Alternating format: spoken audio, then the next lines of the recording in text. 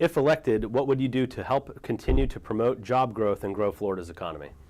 The thing that we need to do for job growth and expansion is sustain the jobs that we already have. We have to focus on what are the jobs of the future and create the education and the economic stability to draw those people to the state of Florida. So we have to look at, will our education sustain them? Do we have the right housing for those type of people? We're going to look in the area of healthcare. Healthcare is going to be the #1 top job area for this nation by the year 2020. And we also have to look at IT, and then there's financial management. So we as a state have to be able to promote and be able to have less restricted rules to allow those people to come to this state and be the sunshine state that we are and draw them here. How would you improve Florida's healthcare situation?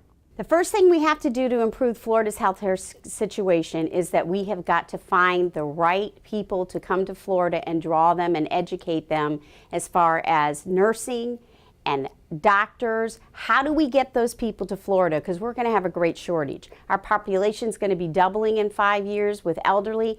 We are going to be short 50,000 nurses by 2023. So we are going to have the personnel and employees to fill these jobs.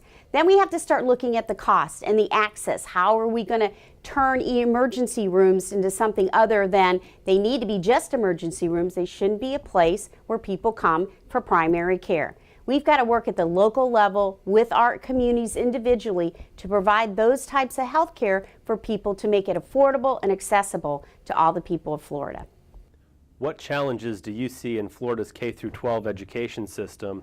And if elected, what would you do to address those challenges? Some of the challenges in Florida, the big talk is Common Core.